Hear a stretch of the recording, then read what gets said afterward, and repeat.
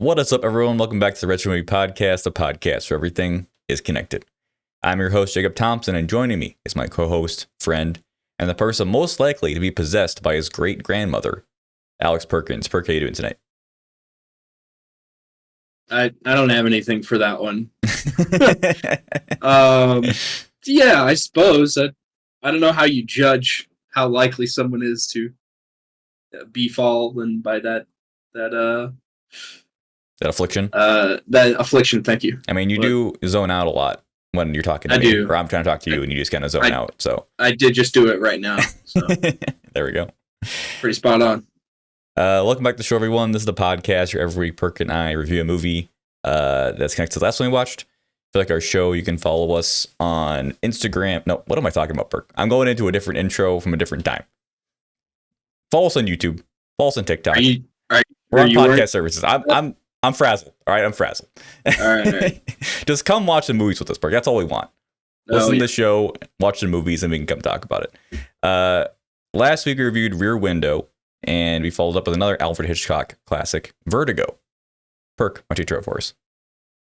Yeah, all right. So Vertigo is a 1958 joint directed by Alfred Hitchcock, starring James Stewart and Kim Novak. Of all the movies we've watched on this show, maybe do be sure to have watched the movie prior to listening to this. But yeah, I mean, we always go full spoilers, but yeah. Right. It's about a guy who is a former police detective who is decommissioned because of a incident where a fellow cop fell off a roof and died kind of at his expense. And from that, he's got vertigo and acrophobia, and he's commissioned by an old friend to follow his wife around because she's been dealing with some superstitious nonsense. Yeah, she's been acting weird. And then the stuff happens after that. Mm-hmm. Mm-hmm. A couple fun facts. You will notice from the introduction, but this is the first movie to use CG. Oh, okay. The graphics in the intro, and I assume later in the dream sequence, it's the first instance of computer graphics in film. That's cool. That's actually really cool. But, yeah, it's pretty neat. Yeah. And then an uncredited second unit cameraman named Erman Roberts invented the Vertigo shot, the classic shot. Yeah, looks great. Of the track in, zoom out, which is very cool. Yeah. And in particular, the shot that they did down the stairwell in the mission cost $19,000 for 2 seconds of footage. Well, it makes sense because if I remember right, it's on a dolly, and the camera moves one way and the zoom's the other way, but you're doing that vertically, so that's not going to be an easy rig to set up. True, but also they did have to. I believe they did it with miniatures that were set on their side. Gotcha. So they made it a little easier, but still, I mean, $19,000 is a lot of dollars, especially in 1958. In that time, yeah, for sure. Yeah. There we go. That's all I really got. Okay. Well, Perk, you go first. What did you think of Vertigo? I'm not trying to be hyperbolic, and recency bias is a hell of a drug, but I think this is one of the top 10 movies I've ever seen. All right. Your acknowledgement leads me to believe you are not in agreement. I am not. This movie's not for me. I don't like it. I think it's very slow. The whole first act is very slow for not a ton of payoff, and then the final bit of it is just wow, a man is bad. Shocker. I don't know. It didn't surprise me as much as I was hoping to, and there obviously is a big twist, but I felt like we couldn't have figured it out ourselves. It was oh, by the way, here's what actually happened with no pomp and circumstance. And then things happen. I don't know. I'm not saying it's a bad movie. I'm just going to say it's not for me. I know it's one of the highest regarded films of all time, so I'm not going to be here and try to be, the minority on that. But it's just I don't know. It didn't sit well with me after watching it. That's fair. I get it. I agree with you. It's definitely a lot, quite a bit slower paced than other.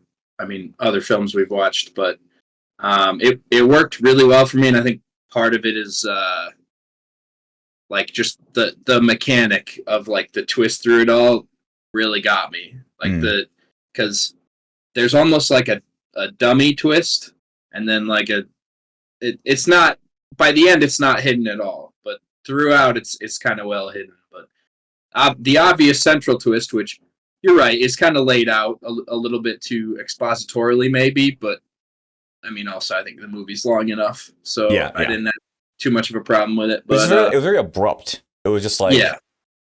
Oh, and here's what happened. It was like there was no like lead up or like suspense. It was just like, oh, here's what happened. It's like, oh, okay, right. Yeah, and the explanation that this woman Judy was a body double for Elster's wife, so he could off her. What did that poor woman do, by the way? Yeah, honestly. But it had the most convoluted plan. Like, this plan required, it had so many steps, which, okay, the one thing I did like about the twist is that it explained away how she did not notice him following her. Because holy fuck, how did you not notice this dude following you to like places where there's no one else besides the two of them? And it's like, oh, don't notice. And it's just like, okay, so I appreciate the twist explained that at the very least. And then I was also just like, how the fuck did he recognize Judy just walking down the street? Like, I don't know. That's it. Also seemed a little bit too convenient for me. But it's the plot has to move forward, so like they have to like reconnect. Well, and they do kind of set up that he's like at that point just kind of like mentally lost, and quite literally every woman he sees who's blonde, he sees her and thinks, oh, maybe that's her. Yeah, like losing his mind. But so they did kind of establish it, but yeah, it's still quite the coincidence. And I mean, yeah, you can pick at certain stuff like why wouldn't she just like get out of town? But yeah, I mean, I don't want to rip on this. You're like, I want you to explain why you love it so much. I'm just trying to like, there's a lot of things in the movie that I thought were just kind of like weird and just didn't really sit right with me. Fair. No, what the reason why I loved it is because there's the plot twist that she was a body double, which I didn't see coming. I maybe wasn't looking too closely, but I didn't see that twist coming. But that central twist dropped my guard, and so I wasn't ready for the twist I hadn't been paying attention to, that Scotty, the protagonist, is kind of just the villain. Yeah. Which becomes very obvious. I had a really weird progression through it, and I think part of it is like just this whole experience that I went through over the course of the movie is what kind of puts it way up there for me, because I was really loving it for what it was. Through the first half, through the twist, like it was sitting right up near 4.5, 5 stars for me. And then after the twist, when Judy and Scotty start getting together, and he gets all real weirdly possessive and manipulative about her appearance. Yeah. At that point, like my opinion was dropping. I'm like, I don't like this, because my thought was, the way that this ends is he finds out, or she tells him, and it's like, oh, that's wonderful. You were the woman I fell in love with, happily ever after. Mm-hmm. And then when things just kind of keep going more and more sour with like the weird obsession, I'm like losing opinion. And then towards the end, like when they're driving back out, like when he finds out via the necklace, and his response is to drive back out to the mission, it clicked for me. It's like, oh, he's the bad guy. Yeah. He's the problem here. His obsession is the main antagonist, and the ending absolutely floored me. You'll remember from the intro, but the very start of the movie, it's a close up of an eye, and then the eye expands in shock. Like when the credits started to roll, I just went because I was like, there's no way. There's no way that he ended it like this. And I'm so glad it did, because it just so emphasizes everything about like the main character's descent into madness and spiral, literal spiral, figurative spiral into obsession. So yeah, the fact that I had my guard dropped by the twist, just to then to realize that I had been lured into rooting for the protagonist, just to find out, oh wait, he's the problem. That it was magical. I'm very happy that you liked it. I did not like the ending. I thought it was really dumb. How the nun comes up and scares her into falling off. Like I was thinking that he was going to believe that Judy was not the girl he fell in love with. He fell in love with Ulster's wife, and so he was going to push her off or something along those like you're not real or something like that. But the fact she just gets spooked and falls off, like what? That just was so unsatisfying to me. But I disagree. Okay, fair enough. But I suppose I don't know if I don't think I would have preferred that. I think that's him pushing her off would be far too overt. Or maybe somehow, or maybe accidentally. I feel like he had to be connected to her falling off. The fact that a third party comes up and spooks her off, I'm just like, what? Like, I feel like it just kind of, I don't know. It didn't connect with device, the rest of what's going on. But I think when my expectation was ride off into the sunset, her death being like the closing shot was big. Like that, I wasn't too worried about the mechanic, more so like the moment, the result, I guess. Yeah, the result. Sure. Yeah, and yeah, I don't know. I'm with you. I mean, like, even when he came to her apartment after he saw her and was like trying to like question her, it's like, bro, fucking stop! Like, you're being creepy as hell right now. Like, you need to get the fuck out of here. And so this is obviously just like a preconception too, but I mean, it's no secret that social dynamics were different a long time ago, and so I also kind of just dismissed all the creepy shit, because it's like, mate, it was a different time. Men were more controlling of women and stuff like that. Yeah, but even with that, like, he's double her age.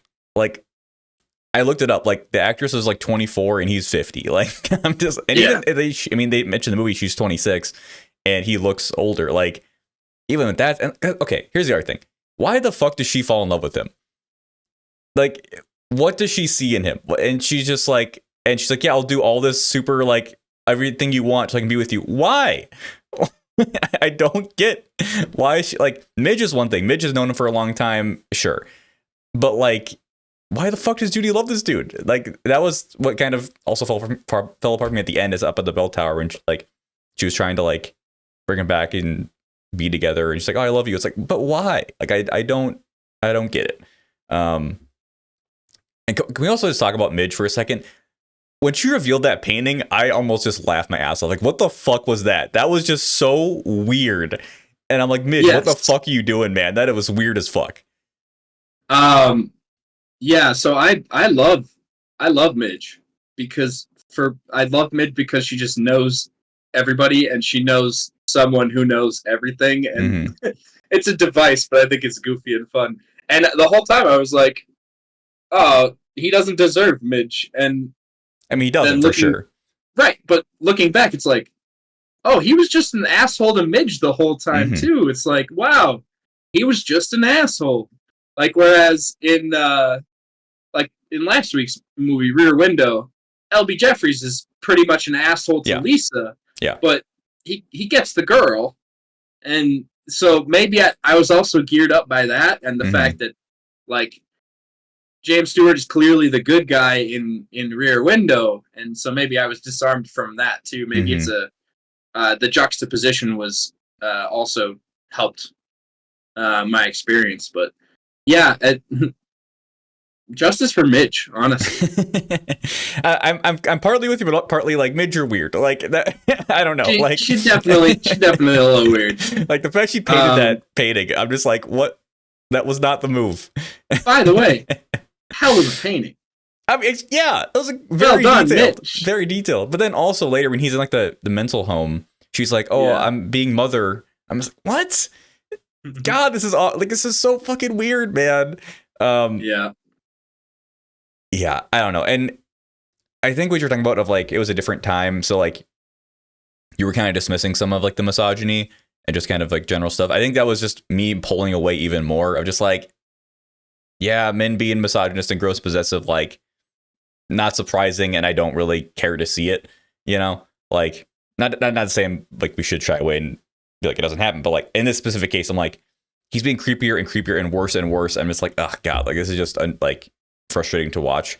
And I don't know, the fact that Judy still had the necklace and put it on, like what do you think was going to happen? He was obviously going to recognize that, like, and I'm not saying that she deserved to die because of that, but just like, why'd you keep it? Why? Like, I don't know. There's just decisions like that I'm just kind of baffled by, and the movie was just, I don't know. It didn't work for me, but I'm very happy that you liked it. Yeah, maybe like I just wasn't sitting here with like a pen and paper picking a hole in everything I could possibly find. But I don't know. It's a nice necklace. Maybe she forgot, like, hey, wear this. Maybe she didn't realize the connotation between the two. I mean, maybe, but like she was acting as Corletta kind of for like, oh, I mean, I guess not a while. I guess it was probably like a couple of weeks, maybe. I don't know, but right, but yeah. I mean, also it's like the guy probably just handed her some jewelry and told her you're pretending to be this guy. I don't know. Yeah, I didn't have the same sort of troubles, but there's a lot that I really connected with. And we haven't even talked about like the peripherals, but yeah, the score is fantastic. I thought the score, wow, yeah, oh, it's so good. There are some really powerful moments of score that like stand out. One in particular is the scene where finally in full what's her name? Judy? The woman she's pretending to be. Oh, Madeline? Madeline, thank you. In full Madeline get up when they finally kiss and it's the full 360 shot. And it's like it starts with triumphant, like, you know, big bombastic music. And then as the scene turns and the background shifts to the background of the mission where Madeline died, and the music at the same time shifts into a more uneasy like tone, and then you see him pull away and look confused, like what am I doing? What is this? But then he pushes that down and is just overconsumed with the love of this fantasy he's created and goes back in, and then the music picks back up. It's just really masterful musical work. I mean, musical and visually. I think the visual effects are also like a big standout. Like the Vertigo effect obviously is iconic, but like the CG stuff and like in the middle after I guess Elser's wife dies and he has that like dream. There's like the dream sequence and it's like his like just his head and like the kaleidoscope. All that stuff looked great. Like I thought the dream sequence. You're right. It looks fantastic, but also it was like genuinely unnerving at points. Like when Carletta shows up in dream sequence in like a scene that she wasn't in. Oh, like, oh wow. Well, it took me back a little bit. I thought that he then got possessed by her. Like I thought that's where the movie was going. Is like, oh, so Madeline died and then the curse passed on to him somehow. And obviously it's not where it went, but that's what that dream sequence made me think, because it was freaky as hell. Yeah, it's like definitely a good scene, and at that time too, we're still in the position where we're thinking that that Scotty's like the protagonist, and we're rooting for him, so we like feel bad, and then he goes to the mental ward, and like thank God they don't check people in for being sad anymore. But yeah, there are a lot of just really cool like directorial tricks. We already talked about the Vertigo shot, the zoom, and some like thematic touches that are really cool. And it's like I got a few things just kind of picking around online that I think are super cool. Yeah. The one that I noticed so I can give myself a little credit for not being so dumb. But when they're talking about that cross section of the sequoia tree, which was lost in a fire in 2020, by the way, that specific cross section. He says Sequoia Vera Valdez or whatever. It means always green, ever living. And then when Judy finally gets the whole Madeline outfit set up and she walks out of the room, there's a green glow around her, like a ghostly glow. Like to tie that back in with the whole ever living unsettlingness of it all. And the another fun fact I saw is that when he's following her in her car and she's trying to find his like apartment, and it's kind of just taking weird random turns, and he's getting more and more flustered. He's like, okay, what are we doing? Yeah. First of all, the path that they take is actually mappable, which a lot of times in movies they don't bother with doing that because it's not really worth it. But also there's some just like thematic connections in even that little following scene. They are he's following her constantly down, always driving down. And she's taking these like weird turns, like almost mindless spiraling turns. He's spiraling downward literally in this scene. And that ties into the vertigo and the spinning and the all the graphics. And I'm just like, I want to just find whichever film student made their thesis about this movie and read it like 10 times over. Yeah. Do you have any recommendations based on this? I can't really think of anything that was similar. No, I can't really. I mean, I've got like it reminded me of just like another thriller that I really enjoyed, Chinatown. Just another well scripted thriller, but like nothing really like this for me. Yeah. I feel like I have an inkling of like there's another movie with like a person being possessed maybe by like a spirit, but even that's like not exactly what the movie's about at the end of the day. So I don't know. Right. But, yeah. Anything else you want to touch on before we move on? I put a lot of notes, but I think I covered most of them. Okay. Well, that is our review of Vertigo. Let us know if you agree or disagree, or agree with Perk or agree with me. Who knows? But before we reveal what we're watching next week, it's bonus review time. And Perk, this week I get to sit back and listen to you chat about what you watched. So I've been reading too much, and my book isn't done yet, so I can't talk about it. But you got some movies for me. I do. So we'll start with the Gigabanger. This weekend I just got together with some friends and took some mind-altering substances and watched National Treasure. Ugh, classic. Which, what a time. It's like, it's not a good movie, but it's just so fun to watch with like booze or other things to just or with a party. Is you just sit there and you just like chirp at the screen the whole time, like, hey, what the hell? Like, Nicolas Cage's character is like super shitty to Diane Kruger. Like the whole time he's just super misogynist. Like the number of times he tells her to shut up, I was like, I kind of hate him. What's going on? And all the just stupid like logical inconsistencies where it's like, how could you have possibly known that? When they're like, when he figures something out, he's like, no, it's not that.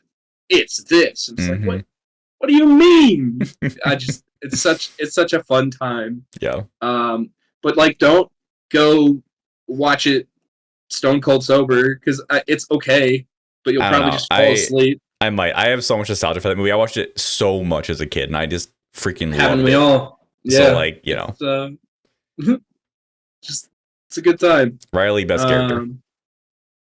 Yeah, aka Doug from The Hangover. He really soared to big heights after this one. That's for sure. Yeah. All right, and we'll go with what did I see next? You go to the bad. I watched. Yeah, I'll end on the good, and we'll get in here. Yes, I know you've all been waiting. I watched Nyad. Shock. I know. It's fine. It's like nothing special. It's about uh oh wait, I spent all day thinking up this joke. Uh for a movie about the ocean, you'd think it'd have a little depth. Thank you. Thank you. Mm-hmm. No, it's okay. It's a story of a woman who uh tried to swim from Cuba to Florida when she was 28 and didn't make it, and then decided when she turned 60 she was going to try again. She made 4 more attempts, and on the 5th attempt she made it. Um, Annette Bening plays the main character, the titular Nyad. She's good. A couple scenes she's like, I don't know. Yeah. Her coach and lifetime friend is played by Jodie Foster, who's terrific. She's kind of just always great. Yeah. Love Jodie Foster. I'm not going to be like mad that Jodie Foster was nominated. I think Annette Bening being nominated is maybe a stretch. And it's one of those things where it's not necessarily the performance, but when you hear about like all the training and prep that went into the performance, and that's like the selling point, which I get it. There's something to that, but I certainly wasn't like blown off the screen by her presence.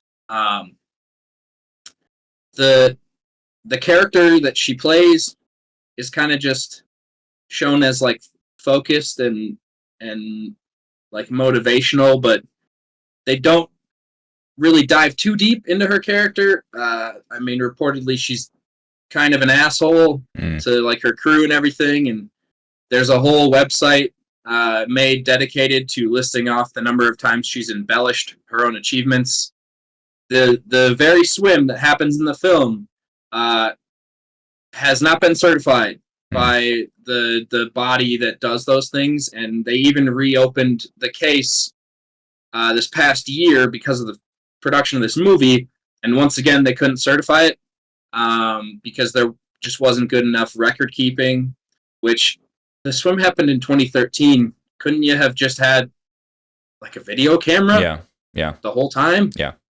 Pay a kid to do it, but I don't know. I don't doubt that she did it, but it's there's a lot of haze around the movie. The movie itself is fine. I think like if your parents ask you, "Hey, what's a movie we should go see?" and they like inspirational sports stuff, like it'll work. You'll get the job done. Yeah, I'm not like offended it exists or anything. It's nice to see Jimmy Chin doing stuff. Free Solo is one of my favorite documentaries. So he's the director of that and this. But yeah, I maybe donate the money that you put into this for your consideration campaign instead of doing it. I don't know. Yeah. It's just, it feels like just the very typical, these are the movies that get made to try and get someone an Oscar, and it's probably not going to work. I mean, knock on wood, but yeah, it's kind of, it's not going to stay in my memory long. It's okay. That's pretty much it. Yeah. And then the last one I went out and saw finally to cap off, which is, this has got to be the quickest I've ever done it, but the last of the best pictures that I've yet to see, The Zone of Interest. I went and saw, baby. Yeah, it's been unseasonably warm, so I walked over to the movie theater across the river and caught it. It's something. Yeah. So the premise is it follows a family, the family of Rudolf Huss, who was the chief commandant of Auschwitz for a majority of World War II. And it takes place in his home that he and his wife and several children live in, which is directly adjacent to the walls of the camp. Mm-hmm. So it's from that standpoint, it's just a very like interesting way to look at it. You don't see, because a lot of times in World War II movies they do depictions of atrocities, which it's hard to. I mean, it's just hard to do because there's no real way to portray how terrible everything was. But this is an interesting way to do it. You don't see it, but you hear it. Like the wife played by Sandra Huller, who's wow, what a year. Her mom comes to visit, and like they'll just be talking in the kitchen by an open window, and you just hear gunshots. It's like it's just very like a interesting way to look at it. Like I keep saying interesting. It's in the damn title. I'm not trying to do that. It poses a lot of questions too, because this happens, in the periphery of atrocity, and the whole time the main Rudolph, the chief commandant, is like trying to make it a more efficient way to dispose of bodies. Like they're trying to engineer ways around that problem. But, his house is in this just beautiful garden with a pool, and it makes you ask the question, like, when we as a society think of the Nazis, it's so easy to just paint them as evil monster villains, right? Yeah. And say, oh, I would never. And, most of us, right? You think that. You always say that you'd run into the burning building, but you can never know. And it's too convenient to paint these characters as cartoon villains when this is just like a family, and they're just like, there are really good barbs in the movie, like lines of dialogue to remind you where you are, and like this is not as wholesome as it seems. Like at one point, Sandra Huller tells one of their servants, like, when she's like slow to bring a plate back or something, it's like, I could call my husband and have your ashes sprinkled in the river by morning. It's like, whoa. Yeah, I don't know. There's a lot of thoughts. It's hard to kind of conceptualize and boil down what it is, but everything is a lot of times the cameras are just static cameras that are just like on a table in the kitchen, and then when you walk into another room, it's like a different static camera in the corner, and like the clinicality of that really reflects like what the commandant is working on, and just like all the clinicality of like this murder. It's such an unsettling and uncomfortable movie, but I think it's very good. So yeah, I don't know. I've just rambled and haven't really said anything, but I'm glad to see a movie like this in the discourse rather than something we've seen a billion times, like All Quiet last year, which was a waste of my time. This is definitely not that. So it makes sense it got the Best Picture nom? Yes, I think so. And I think the best direction for Jonathan Glazer makes sense too. I imagine this will handily win international feature, considering Anatomy of a Fall is not in that competition. Right. But